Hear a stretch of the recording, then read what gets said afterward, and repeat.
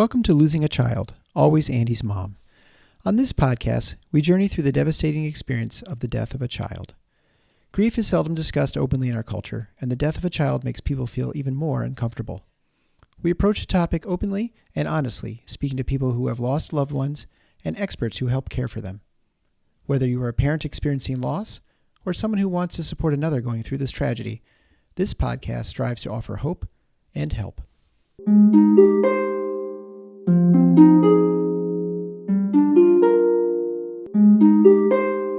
Welcome to episode number 336 of Losing a Child, Always Andy's Mom. I'm Marcy Larson, Andy's mom.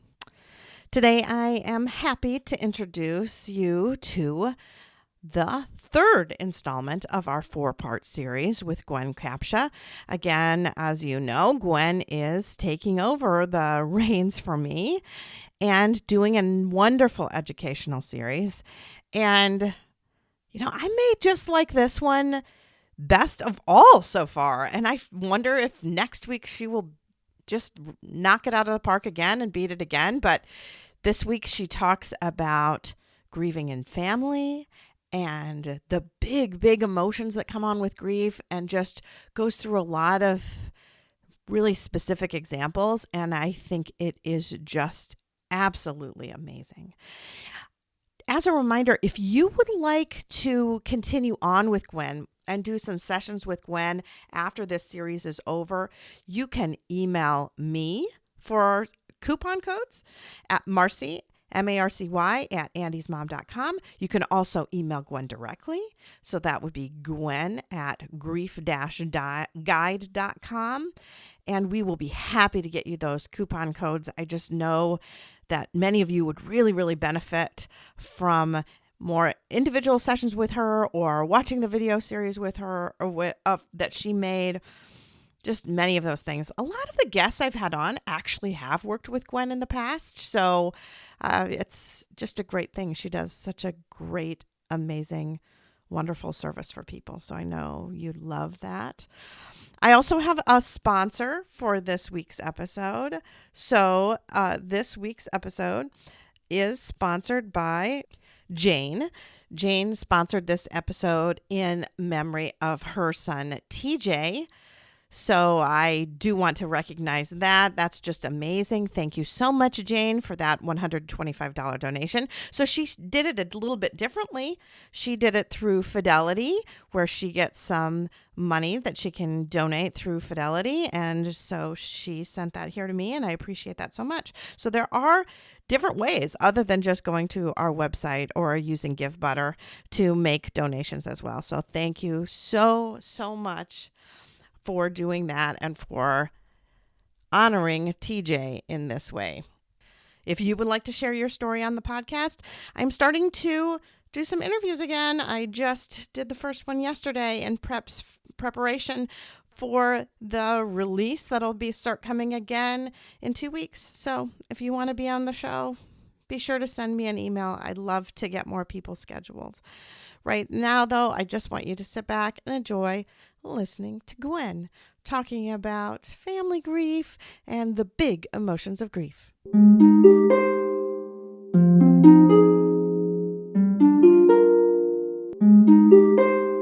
I'm Gwen Kapcia. I'm filling in for the month of February for Marcy, and we're doing a little educational piece. And for those of you who are maybe listening for the first time, and especially with me being present here, I just invite you to go back and listen to the 2 previous episodes, because we've been kind of building on things, and we've talked about what makes grief difficult, what the experts say we need in order to heal. And today we're going to talk about coping as a family and some of those big feelings and emotions. So we'll get to as many as we can, but I welcome you and so grateful that you're here. So last week, I talked about how individual grief is and how it's just different for each one of us, and that there's many things that factor in. Now I feel like I'm almost contradicting myself by saying that it's such a family experience, but it's both. See, there's many people, individuals that make up a family, and grief is very much a family experience, but each individual person is experiencing the same loss differently. And that's why when we're in our families and we think that person just doesn't understand me, we can withdraw and close off communication. And many times in the first year, people do not feel understood. And some of the other things with grief, especially if you have children, I'm going to kind of talk about families for the first part today, and then we'll get to the big emotions and how to work through some of those. But with families, sometimes the preoccupation with grief, we talked about how physical it is and how overwhelming and how you're just trying to function and survive.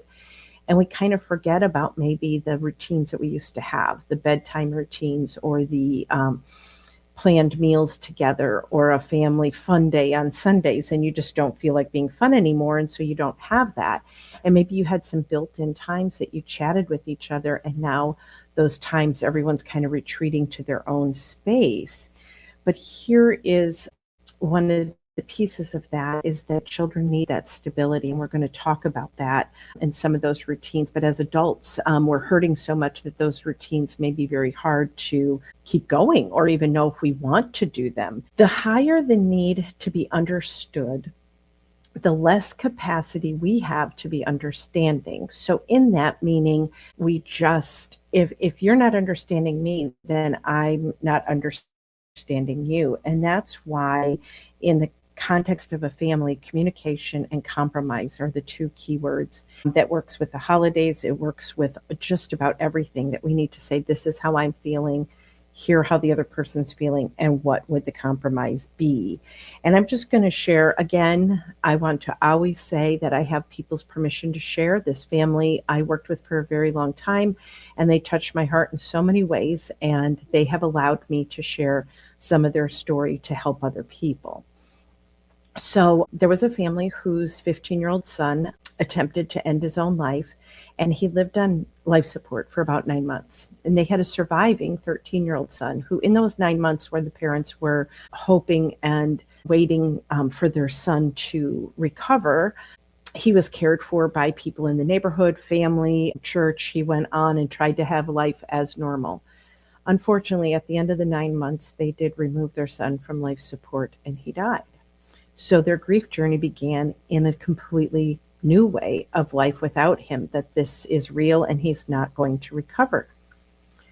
So I'm going to fast forward. There were some behavior problems. The son was very angry, especially at mom, the surviving son, and she brought him in to talk with me, and she was concerned about his foul language and how he was just snapping at her. And so when I started talking to him, he kind of used some foul language about mom not bleeping cooking anymore. And she's like, you're upset because I don't feel like cooking? And, that communication, okay, tell me, I said to the son, what does that mean to you? And he said, for 9 months, I ate everybody else's food. I didn't know who was going to feed me that day. I didn't know if grandma was dropping someone off, if something else was, if I was on my own. And he said, I had to just get by because things were very critical. But now, basically, he wanted his mom back. He wanted those meals. And she's like, I am so broken, and you want me to cook for you? And so, again, hearing her and what she's going through and what those 9 months were like and what coming home without her other son was like. And again, he can't possibly understand it all. But so we communicated how each person was feeling. So we laid the groundwork. This is where we're at. Okay, what does a compromise look like? And the mom's like, well, if you think I'm making roast every night, you're crazy. And the son's like, well, blah, blah, blah. And here comes the colorful language again. And so it started back up. And I'm like, okay, what would a compromise look like? So I said, Mom, can you cook one night a week? And she said, yeah. And I said, can Dad cook one night a week? Sure. I said to the 13-year-old, can you make something one night a week? And he said, yep. And I said, okay, we got 3 nights taken care of. Can we go out one night a week? Sure. Can we have pizza? Yep. Can we have leftovers? Yes. And then can we have sandwich night? And they're like, sure. So there's 7 nights. Mom only has to cook one. And that was the compromise that they had. And the son settled down, his language, his just the fact that they could then learn as a family to communicate and find the compromise. Now, I could tell these stories all day long, but I do know that sometimes seeking help outside the family is valuable in your adjustment process. Anniversaries and holidays cause typical regressions in grief. That's normal. And all of this takes work, right? It takes effort. The big feelings we're going to talk about in a minute, they all take effort to sort through, to look at, to say, how am I really feeling? Even this communicating with family, whether it's the holidays, to say, hey, we're not going to come to the Christmas Eve Mass this year. It's too hard. And what do you mean you're not coming? All that takes effort, but it's so worth it. It's worth it to take that effort to do these things as a family. And I'm just going to review a few things for families, is kind of the tasks that families need. We talked about last week what people need, but families need. The first thing is a shared acknowledgement of the crisis or what happened. And that shared means that we share information openly and honestly. Those of you who have young children, we know we go to age appropriate levels, be simple, give pieces as they're ready. But if children are not given information and they're left to figure things out on their own, it's going to be more drastic in their mind and usually worse than reality of what they make up in their own mind. So giving them information. And it can happen very innocently. I worked with a mom who had 2 young kids. Again, I have her permission, but they had gone to church. It was a Sunday. They came home. They had a big ham dinner, and her husband laid down on the couch and he died. And in her shock, all she kept saying was, we went to church, we had a ham dinner, and he laid down and he died. And she's trying to process that and just verbally talking about her day. But her 2 young sons were listening to that. And then over a period of time, they went on with the funeral and they went on with things, and the boys were having some difficulty. And so one of the first things I said is, I always ask the children, because children need understanding. So I said, what do you understand about what happened to your dad? And they said, well, we went to church, then we had a ham dinner, then he laid down and he died. And I said, well, what happened? And they said, we don't know. Are you not supposed to eat ham after church? Are you not supposed to lay down after you have ham? Like, maybe he wasn't supposed to lay down. None of the rest of us laid down and we didn't die. But see, just in the verbal processing, she didn't understand that they didn't know what part of that caused his death. And when I told them their dad had a heart attack, that you can't go to church and have a ham dinner and lay down, that's not what made him die, but that he had a heart attack. They were like, oh, we didn't know. And so if you're dealing with a critical illness or an impending death, be honest with the children about the prognosis, because hiding from them and having them try to figure that out, or them feeling like you have information and didn't give it to them, will be very upsetting. And we want them to trust us, right? And if we don't tell them the truth in these things, they have a hard time thinking that we're going to tell them the truth in others. So that first one is that shared acknowledgement about what happened. And the second thing for families is a shared experience of pain. Show children your painful side. Now, don't give them all of your adult pain, or ask them to be your helper or your listener. That's not what I'm talking about here. But if parents hide their feelings and they don't talk about someone, I have children say to me, if I died, no one would really care. I say, really? And they go, yeah, because grandpa died and we don't talk about him. So sometimes not talking about something makes it seem like it just didn't matter and that life didn't matter. But more than that, just to say, I'm having a tough day. Or some people come up with code words that they say, so they know, like, it's just one of those days. When my father-in-law died suddenly and they lived across the street, my mother-in-law spent a lot of time with us. When she was having a hard time, my kids called their grandfather Papa, and I'd say, well, she's having a Papa moment. And I'm like, have you ever had a Papa moment? And they're like, yeah. So then when they had something happen, they'd say to Grandma, I had a Papa moment at school because someone was talking about their grandpa, or their grandpa came and picked them up, or their grandpa came and brought their backpack in. And so that they could have those Papa moments.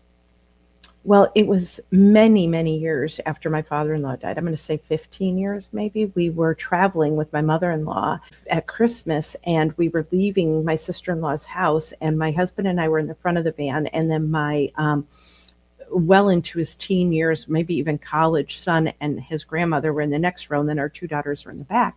We said goodbye, and we slammed the van door, and my mother-in-law just started wailing, sobbing.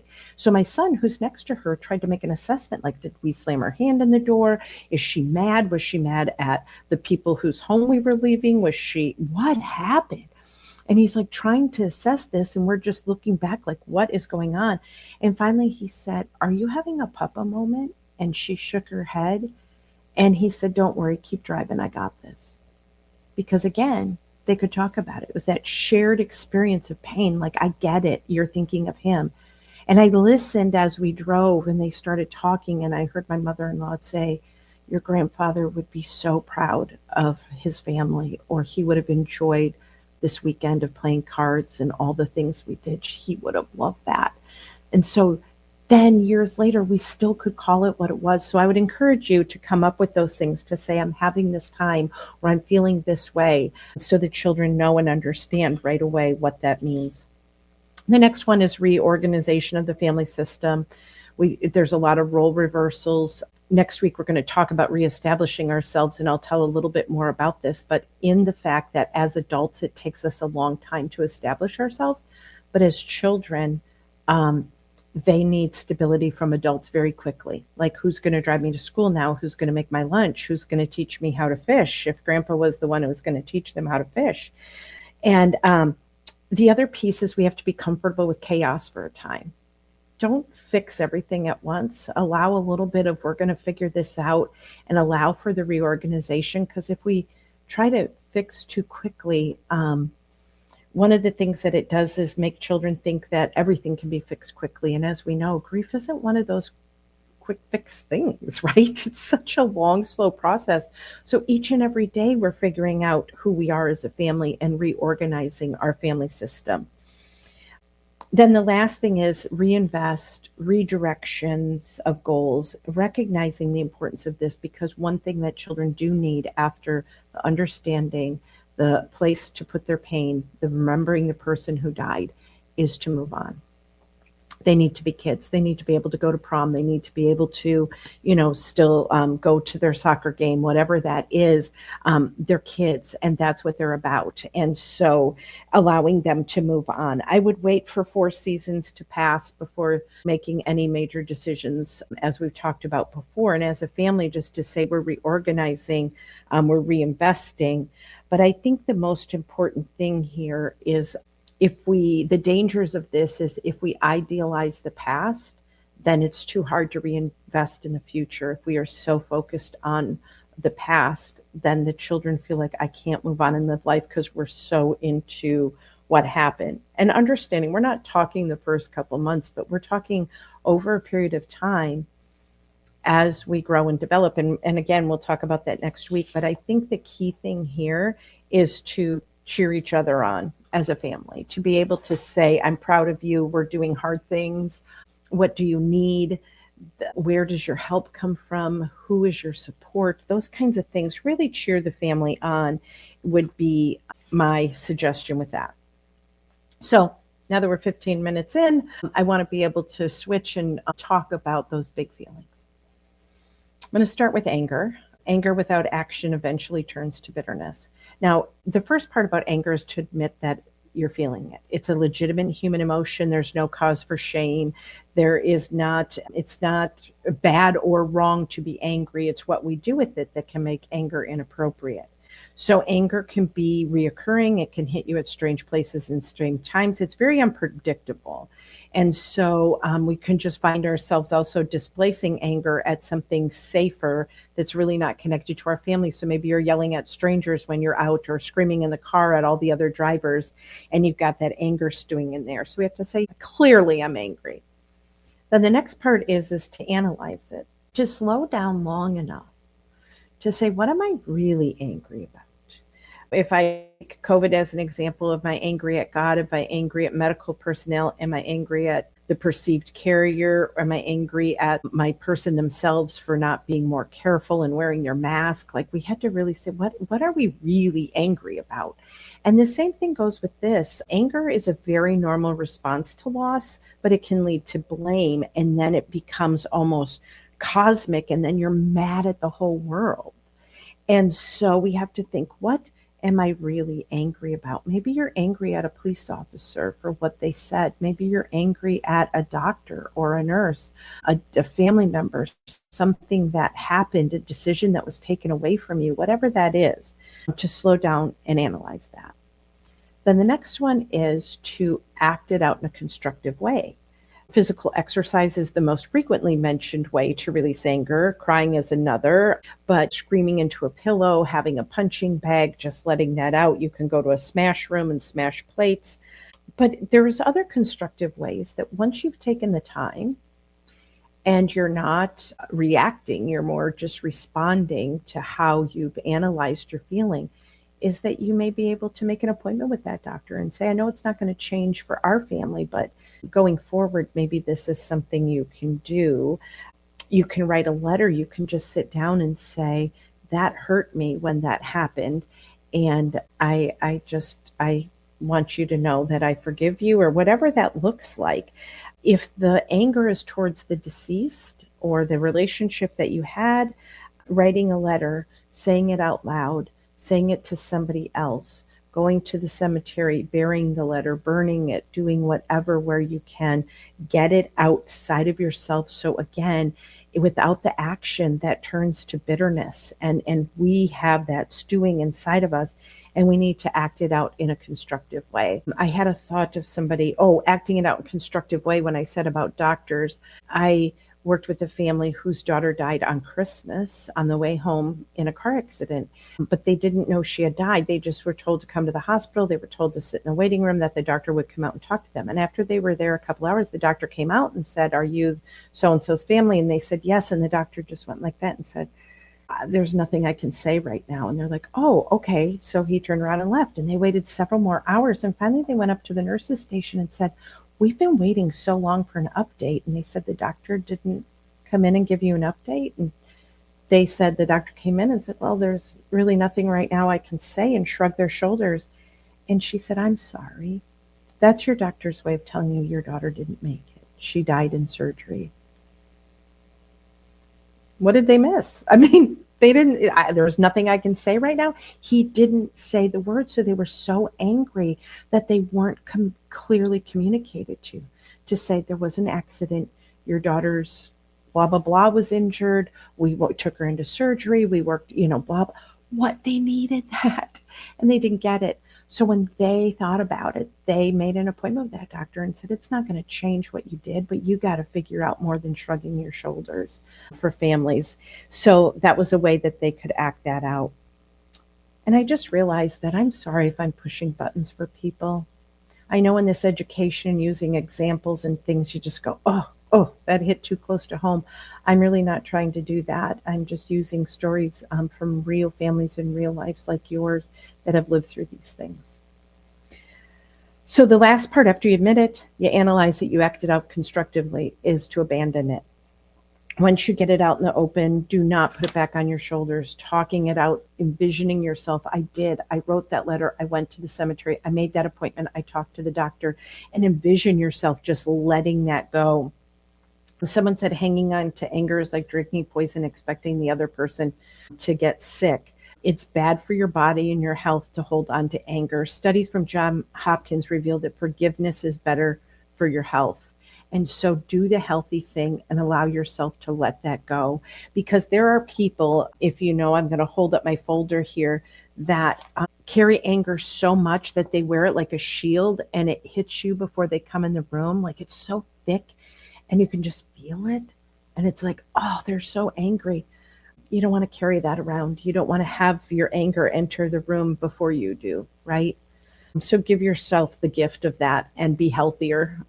So the next one is guilt. It's a lot like anger in the fact that we have to take time to analyze and look at what we're really feel guilty about. If there's cause for guilt for yourself, like you feel guilty, you can ask God for forgiveness. If by omission or commission, if you believe that you contributed to the loss, you feel a causation, like it's my fault that this happened, that is something to work through. Some people feel what we call moral guilt, where they feel that something is a punishment from a past act of theirs, and often has a lot of spiritual undertones, that if I hadn't done that, this wouldn't have happened. We can look at role guilt. It perceives that not only were you weren't adequately fulfilling a role, not a good enough father. If you're a nurse and you didn't recognize symptoms of cancer in a family member, you think, oh, I'm the nurse, I should have known. I'm the this, I should have known. In military families, it's a tradition that many people serve in the military. And I mentioned last week about my aunt not having a body when my cousin died in Vietnam, and all she got back was that triangular flag. One of the role guilt there was that his dad, my uncle, was a fighter pilot in World War II. And he encouraged his sons, like, you're going into the military. And then he had to live with that guilt, like, why did I do that? If I hadn't done that, he would still be alive. So we have some role guilt many times. Survivor guilt, you feel that you or she should have died rather than that person. It's not uncommon for siblings to feel that way if the deceased child is idealized, where they're talking just how wonderful and perfect and what an angel and how amazing the deceased child was. Surviving children think, wow, probably should have been me. Older or ill persons may experience this when someone younger or in perceived better health in them dies first. So think, how come I keep living? I remember when my grandmother neared the end, into her 90s, and she lived till her early 90s, she'd say, if someone else in the family dies before me, please don't tell me. She already knew she couldn't handle that. Then we have grief guilt. Sometimes people feel they're mourning too long or inappropriately. Recovery guilt. Am I doing too well? Am I moving on too quickly? I have joy. Is it really okay to feel okay? What if you're laughing out in public? You're at an event and your family's laughing, or you're at a game and you're cheering, and you think, oh my goodness, look, we're the people whose child died or whose person died, and everyone sees us clapping.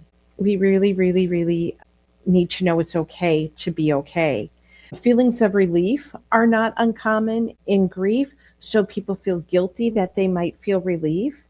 The types of relief that people feel is an altruistic, like my suffering is over, or a relationship, their suffering is over, or dual, our suffering is over, and includes both.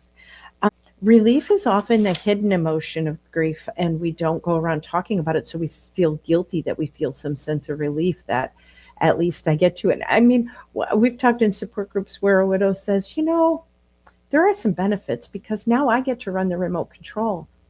And then they all feel this sense of guilt because they shared that commonality of, it's nice to be able to watch what I want to watch. Then there's true guilt and false guilt. And I will expand just a little bit, but if we experience guilt, even if it's not real, like we can feel guilty about something, but the feeling is still experienced. So we have to talk it out, and that will weaken the impact of unreal guilt, something that we didn't know or couldn't control. And it usually disappears over time. So here's an example. If your child comes and says, hey, I want to go to the movie tonight, and you say, who's driving? What time are you going to be home? Where's the theater? All this stuff. And you do all your research, and then you get a call that there's an accident and they had been out drinking and didn't go to the movie. The parents feel like, I should have known. But really, you probably didn't miss anything. They probably didn't give you any clues that they weren't going to the movie. They were probably very thorough on what time the movie was and who was driving and what they were doing.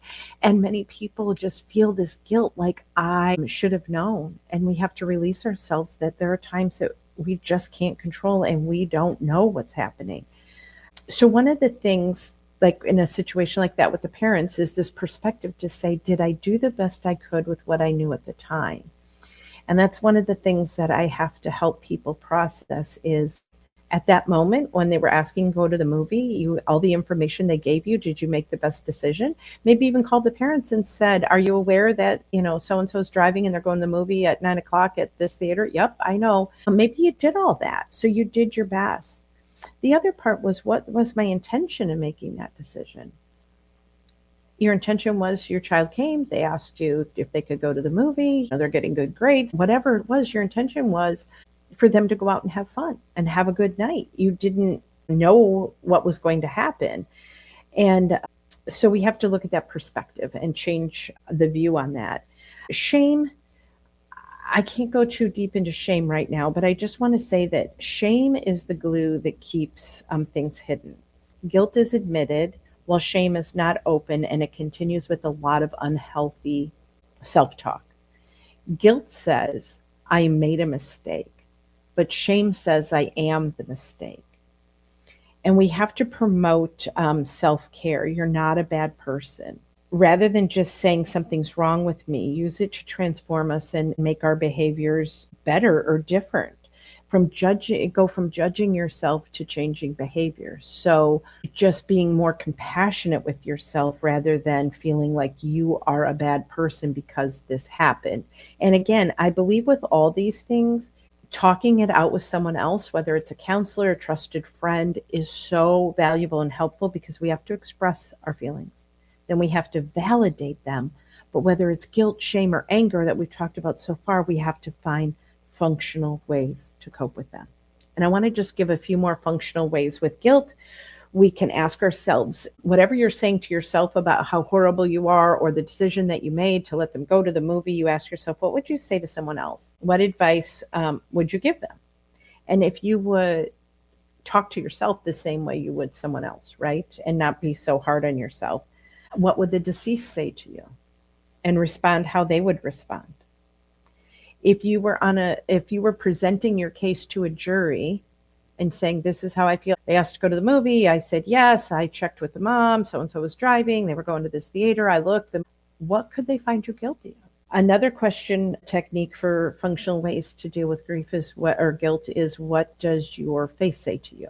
So you can filter it through that. And I really love the letter writing, like writing it out to say, I'm sorry that I wish we had. If you go on and purchase the videos through my website, we have so many handouts, and one of them is a real functional handout that helps with this. And the prompts that say, I wish we had, please forgive me for, I wish you had. Why didn't we ever, blah, blah, blah. So I met a man who was married for, I think, somewhere close to 40 years. Typical family, raised their kids. He worked. They had a good life, but his wife died. And he realized that he was a man of few words, that she always wanted more communication. Why don't you talk to me? Why don't you talk to me? And he said, I'd come home at the end of the day and I didn't want to talk. So he said, I was very shut off. And he said, I'm the kind of guy who sends an email that says, meeting at 9 in the conference room. That's it. He said, I don't say, grab a cup of coffee. It's good to be a team. Hope to see you there. He said, no, we're just meeting in the conference room. And he said, I realized that I did that same thing with my wife. Like, this is all you need to know. And he felt so guilty after she died. Like, why didn't I talk with her? Why didn't I tell her things? So he sat down and he started his wife a letter. And I will tell you that he wrote 4 letters, 20 pages each to her. That's a lot. And he said sometimes he takes out her picture and he reads the letters to the picture. So he works through that guilt of, I would have shared this. I would have told you this. And so he worked that out. So I hope those things are helpful for you. Another big emotion is jealousy. It's often the hidden emotion in grief. People don't talk about it. I heard it said that the commandments in the Bible, there's 1 about killing, 1 about stealing, 1 about adultery, and 2 about jealousy. So obviously they know it's a legitimate emotion, but it's rarely addressed, but relatively common. It can be related to anger. Why my child? Why my spouse? Why my person? I know for me, in the years that we had of infertility, when I'd see people mistreating a child or hear things, I'd be like so jealous and upset. Or even when friends of ours would tell us that they were having a baby, I had this jealousy. Why not us? Like, why can't that happen for us? We don't talk about jealousy, but it is very real. And find a safe place to look at those emotions. And I love the fact that the world is so much more open now about feelings and mental health. So I have a daughter who has some friends who have had some infertility issues, and herself included, has had a rainbow baby after having a miscarriage. But when she's talked with some of her friends who still hadn't had a child, she would say to them, you don't have to come over and hold my baby and pretend that you're happy for me. You can come over and cry. You can come over and or you don't have to come over at all if it's too hard. And I love that. I love that. And so maybe just to say to your friends, it's too hard for me to see you with your child. And I deal with this a lot with people when their spouse dies, when people are complaining about their spouse, and it's like, well, I don't have a spouse to complain about. And so that can be hard. Another thing that happens is that when the socialization of the funeral process is over, we experience what's called estrangement, where people seem to avoid us for many reasons. They don't know what to do with us. They have this feeling like we should be over it or moving on. And so what happens then is that we get, as the bereaved person, we get these messages like people don't want to hear this anymore, or life needs to move on, or we've literally been told that. And what we do is we isolate and we estrange and we just stop going places.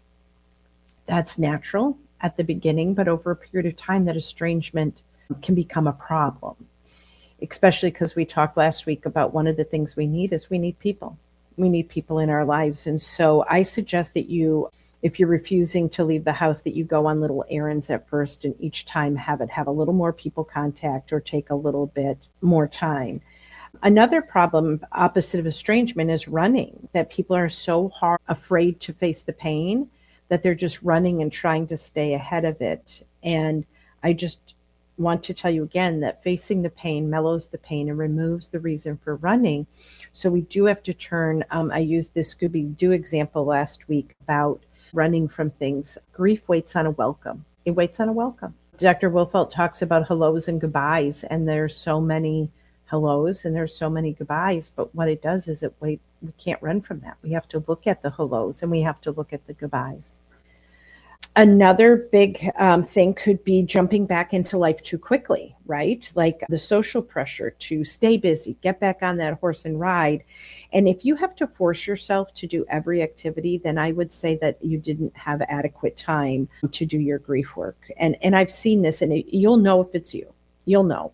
But where people, I can think of one young mom, she had two young kids. Her husband died suddenly, and she took a few weeks off, but then really felt this needing to get back in and get life back for her kids. And she was working and all the things that she had to do around the house now.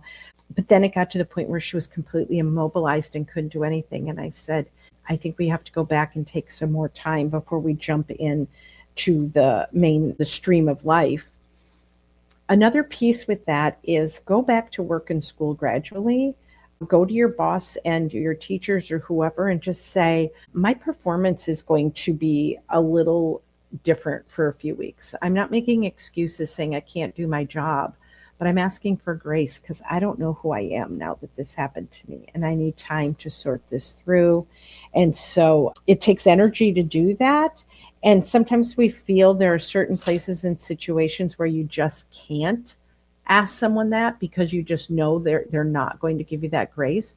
So if your work environment is hostile and they're not giving you the grace, sometimes people just do the work for the 8 hours and realize that when they go home, that's when they have to be more gentle and kind with themselves and find those ways to express, but it's not in their work environment they can do that. Another big emotion with grief is what we call shrine building. Not emotion, but just this need to keep all the things close to us. Not touching someone's room or their belongings is sometimes seen as respect for them. But over a long period of time, it can be a strong refusal that the death occurred or a strong desire to avoid pain, like that hurts too much. And there was someone in my family who experienced a death, and so I would call them up and check on them. And finally they said, Gwen, I have a feeling you're trying to see how I'm doing since the death. And I said, well, I am. And they said, well, I'll tell you what, when I had a sore shoulder, I went to my doctor and said, when I lift my arm above my head, my shoulder hurts. And the doctor told me not to lift my arm above my shoulder. Okay. And they said, when I think about that person, it hurts. So I just don't think about it. So you asking me how I'm doing makes it difficult. That's a strong desire to avoid pain, right? Sometimes we have to look at why we're refusing to do something. Now, disposing or giving away of someone's belongings should begin early. What I mean by that is if their shoes are right in the middle of the doorway, you move the shoes.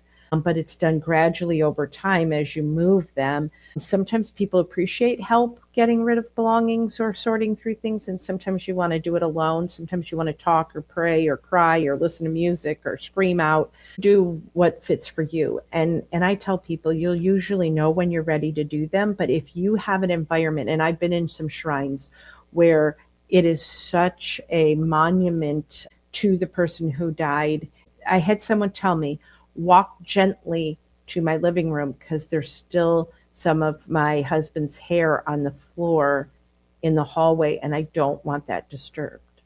So she said, please tiptoe. I'm like, okay. So what I do know is that at the beginning, especially, we have things called linking objects that make us feel connected. And for many parents, we need to feel connected. We have jewelry, we have things that make us feel connected. But then over time, they become more keepsakes, right? That they're just so precious and we're always going to have them. And they reaffirm bonds of keeping them a part of your family. This is important.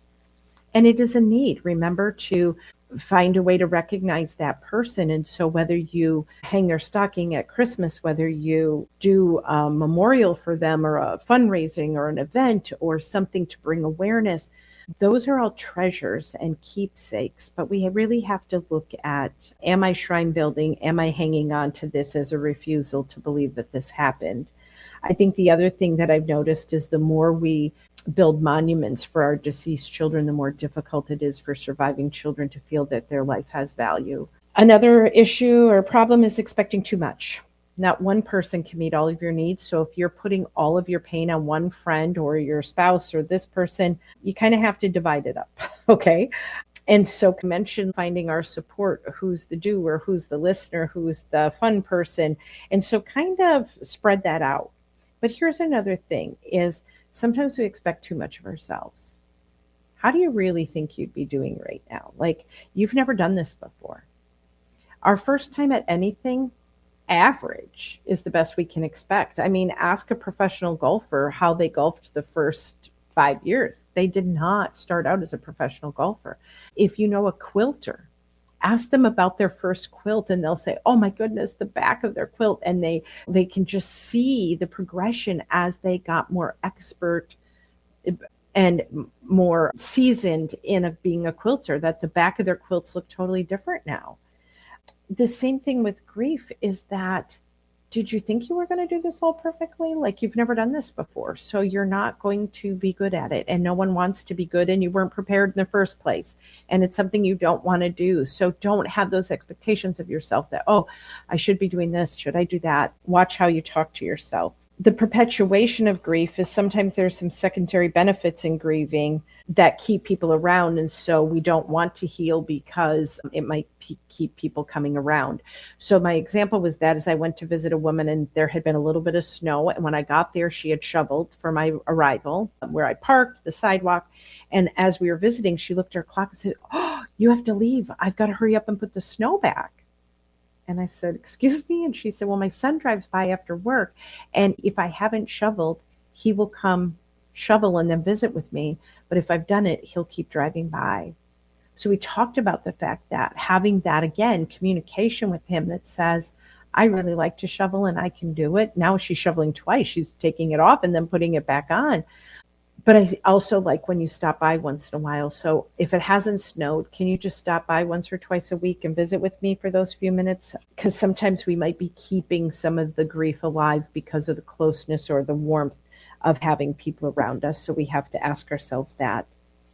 Another big obstacle or things with grief is what we call crusading, that we get caught up in a movement. And there are so many amazing things that are part of a crusade, that someone had a child who died or went through an experience. I mean, Amber Laws. I mean, look at America's Most Wanted with John Walsh and his child and what they've done. MAD, Mothers Against Drunk Drivers, all these things. There's so many laws. Many of you have done so many amazing things in your communities. Nationally, there's so many bills that have been passed that keep and protect people. And they're very good, they're very noble, they're life-changing. But I would just ask yourself, at what cost?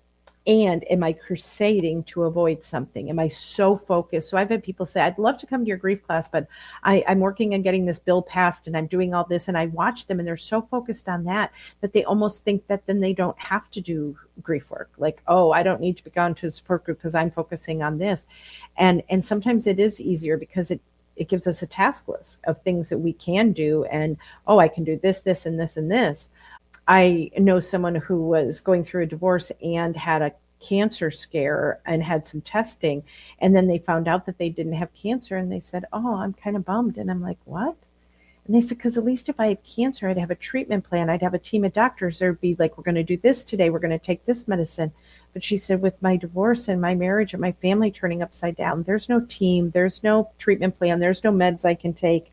And so sometimes having something that says, I can at least do this. But if we're avoiding our grief work, then it can become a problem. And if it's overriding your living children or your family for the security and the things that they rely on you for, then I think we do need to look at that. I have a few more I'd like to do before we're done for today. One is the loss of identity, and that's a loss inside of a loss. Who am I now that this happened to me? And there's so many roles that we play, and our self-esteem is affected. We're connected. Life's meaning is connected to the existence, how we're tied to other people. I'm looking at my fingers here being like two wedding bands, and that happens in all relationships, a parent-child relationship, a marriage relationship, is that when that person dies or goes away, we feel like a half a person, and there's loneliness, and there's just feeling like life isn't worth living, or we don't have anything to offer. And because it's a blow to our self-esteem, I would like you to think about an assignment that I give, that you draw a line down the center of a piece of paper. On one side you put plus, and one side you put minuses. And the minuses are maybe some liabilities or things that you might not be so good at. And then the pluses are things that you are good at, that you can offer to society, that keep, and goals for both. Like, I want to work on some things, but I'm not so concerned about the negative. But when I think about many people who feel that their life is over and they have nothing to give, you got to look at, what do I still have? What can I offer? And then some goals to fine tune them. Don't blow this off as being too simple or maybe not related to your grief, but repeatedly I hear people say that working their self-identity played a major role in their recovery and reshaping them. It's when we concentrate on what's gone forever, that can be very frustrating. But what do I do with what's left that counts? And that can be very life affirming. I have many examples, but I just want you to know that people have had such a blow to their self-esteem that they say, I have nothing. But when they do this and they say, but I can still do this, or I still have that, and they make goals for that, it is more life affirming to say, I am alive and I can do these things. So I'll leave it at that. Like I said, I don't have time to teach for a long time on each thing. So that makes it hard, because I want to sit here and talk about that for another half an hour, and I can't. Being depressed with grief is very common, because if you think about what depression feels like, you can be tired, sluggish, worried about the next event, crying, poor memory, loss of self-esteem, insomnia, or the opposite, sleeping all the time, the loss of appetite or eating all the time, feelings of boredom, agitation, tense, restless, inability to concentrate. That sounds a lot like grief, right? Grief and depression do go hand in hand. As my mom would say, they're kissing cousins. But we know is that the depression that comes with grief is temporary. It's not chronic, it's not permanent, it's not severe. There is not a diagnosis. Now, without going into details of a diagnostic tool that is used by mental health professionals, that there wasn't a category for grief early on. And so when someone saw someone and they were billing their insurance, they'd have to put them in a depressive category. And now we have other codes that are not mental disorders, realizing that when someone comes in for grief, they do not need to be diagnosed with a mental disorder. And one of the terms, and they rework this all the time and they add things, and there's controversy. Is there prolonged grief disorder? After a year, can someone be diagnosed with that, what that looks like? But as someone who is thankful that other people do research and care about this stuff, I want to get to the nitty gritty of what it means to you. Is that the code they came up with, when someone comes to see someone who's billing their insurance for the grief they are experiencing, again, they no longer have to put them under chronically depressed, severely depressed, bipolar, anything like that. They have adjustment reaction depression. I like it. I do. I like it. You are adjusting and reacting to the single most devastating thing that happened to you. And that's very freeing. So someone can say, what's wrong with you? You can be like, well, You want to know what's wrong with me? I have adjustment reaction depression. Lastly, I just want to talk about our loss of faith. That is one of the big obstacles that can come up too, is where is God when it hurts? I feel so forsaken. I must have done something to deserve this. I just want you to know that death does not change who God is, but it severs our ability to believe he has any ongoing interest in our lives. Marcy and I have done a full episode. Forgive me for not knowing the number, but if you go to her page on episodes by category, scroll down to the episodes with Gwen, you'll see where we looked in depth at our faith and what happens, because it is so natural, because it brings meaning and purpose to life. And when that's challenged, we're like, what's the purpose? Why did this have to happen? What I want to encourage you to do is look around. And because many times you look up and it's like, God, where are you? I don't see you. And instead of looking up, look around. Do you see the sunset? Do you see some neighbor coming over to ask how you're doing? Do you have someone send you a text, send you something that says, I'm thinking of you today? God uses other people to restore our faith, to say, here, I'm here with you. But lastly, I just want to say that it's okay. Suffering's okay. The Bible says in Matthew 5:4, blessed are those who mourn. We learned in the first week, mourning is that outward expression of grief. So as you're doing that, it says they shall be comforted. And think about it. If you don't ever tell anyone who you are, people can't comfort you. So taking the example from scripture about letting your feelings out and lamenting and allowing for that, I believe that lamenting, which is a passionate expression of sorrow, is just as valuable as praise, right? But yet we don't always acknowledge that. So kind of like I mentioned before about guilt and all these other things, I think the most important thing is expression. So express yourself in your faith. Even if you can't pray wordless prayers, I mean, just moaning out to God, but express yourself. Practice what you believe, even if you don't feel like it. Try going to the service, go to a different time, go to a different one, sit in a different place. Practice your rhythms, whatever readings, whatever your faith is, practice that. And then lastly, just rest in it. Just rest in it. Come unto me, all ye who are labored and are of a heavy laden, and I will give you rest. Cast all your cares upon me. I think that one's 1 Peter 5:7, I believe. Forgive me for not having a reference for all of these, but cast all your cares upon me because I care for you. Just rest in that. Just say, God, I can't deal with this right now. It's too much. It's too big. It hurts way too much. Whew, that was a lot. Some of you are taking notes. Some of you are writing this all down. Some of you are just listening and absorbing. But as I've mentioned, Marcy and I have offered a coupon. If you would like to purchase through my website, please don't go directly to my website without getting the coupon from Marcy or I. And I believe she'll post both of our emails. Mine is gwen@grief-guide.com to extend a discount savings if you want to watch more in-depth videos on what I've been teaching on and get the handouts, or if you'd like to have a session with checkpoints with me, or both of those. And then also, if you are in the position where you're helping others and you want to lead a group, I have some resources for that too. So I just want to encourage you in that. I'm kind of sad that our next time is coming up next week, but yet I think the time to process, but I just want to encourage you to listen next week, because we are going to kind of wrap this all up and give encouragement for how am I going to manage this in the long haul. And it can be done. And when I started this by talking about families, I want you to know that children who experience loss, adults who do go on and live meaningful lives. And I was sharing this story with someone that when Billy Crystal won one of his first Emmys or Grammys or whatever he won, no, probably not a Grammy, that's music, Emmys, I don't know, an Oscar, Barbara Walters interviewed him.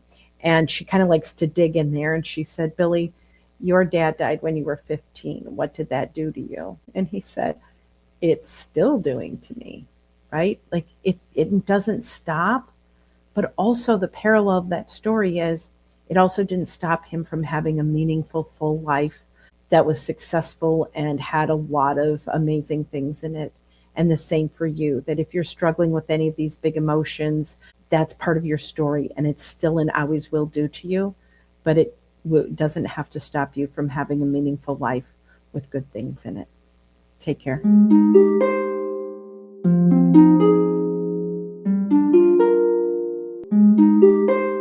Thanks for listening. If you found this helpful and would like to support the podcast, please leave a 5-star rating and comment. To help financially, you can type Andy's Mom, one word, to the number 53555. This provides a link to GiveButter, which allows donations through PayPal, Venmo, Apple Pay, or credit cards. GiveButter will provide a receipt of your tax-deductible donation, or you can visit the donation page at andysmom.com/donate. Always Andy's Mom is a registered 501c3 and can receive donations through Thrivent Financial and Benevity. Marcy loves hearing from listeners. Please feel free to reach out to her via email at marcy@andysmom.com or on the Instagram or Facebook Always Andy's Mom accounts. Sign up for the email list to get weekly episode links as well as pictures of Marcy's guests and their children. Together, let's work to inspire hope, one day at a time.